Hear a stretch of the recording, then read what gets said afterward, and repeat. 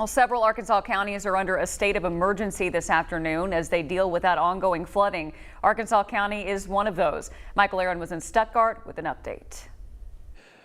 We're at Kane Park on Highway 165 in Stuttgart. Someone just came up to me earlier today and said, well, you should have been here yesterday. Good thing is our crews were here. We saw that flooding yesterday and we're seeing what's left behind today. Here at the park, as an example, as you walk down this sidewalk, you can see the water gradually gets deeper, and then across the park, it gets even deeper, going all the way up, halfway up a picnic bench at some points, and just still a huge mess here at the park and in other places across the city. We've seen quite a bit of standing water left behind. Stuttgart police posted on Facebook on Wednesday night saying that most of the major roads are looking better, but they were concerned about the possibility of more rain and flash flooding because the water wouldn't have anywhere to go. On that note, street crews were out, water crews picking up some of the barricades today, so it seems like things are looking better here in Stuttgart. However, police warning people not to drive through any standing water and to not cross any barricades,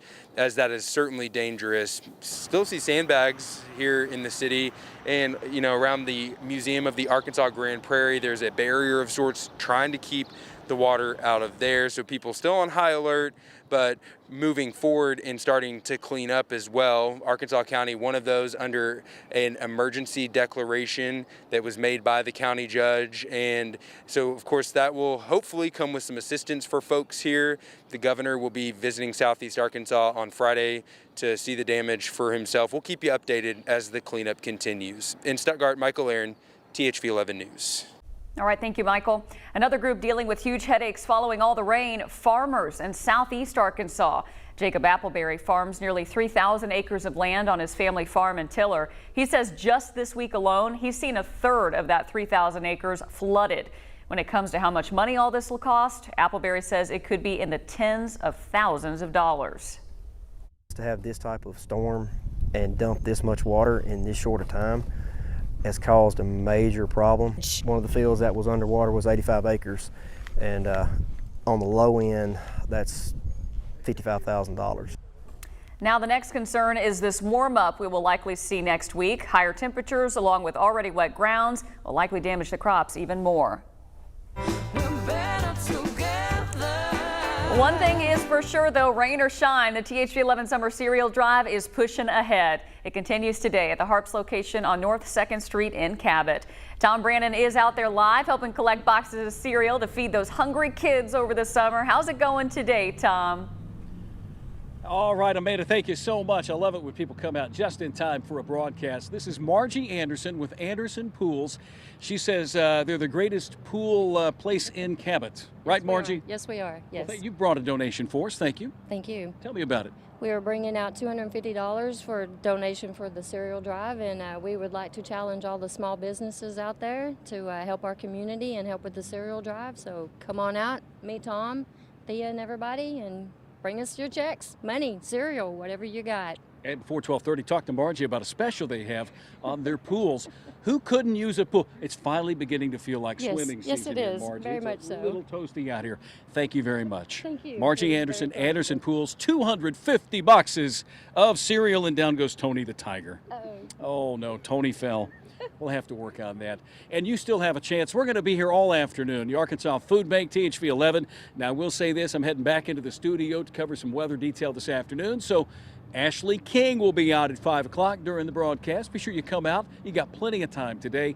Make a donation, whether it's cash, a check, drop a box of cereal. It all adds up, and it all stays here in Cabot. Back inside to you. 80 years after his death, a World War II hero from Woodson, Arkansas is finally getting the send-off he deserves. Isaac Parker died during the attack on Pearl Harbor when he was just 17 years old. His remains were listed as anonymous for decades, but new efforts to reunite the heroes with family ramped up. And on September 8th of last year, Isaac Parker was accounted for. Scientists used teeth and DNA to identify him. On what would have been Parker's 97th birthday, he was reunited with his family and buried in the same place as his parents and siblings at Jefferson Barracks National Cemetery in St. Louis. It's a reunion his family never thought would happen.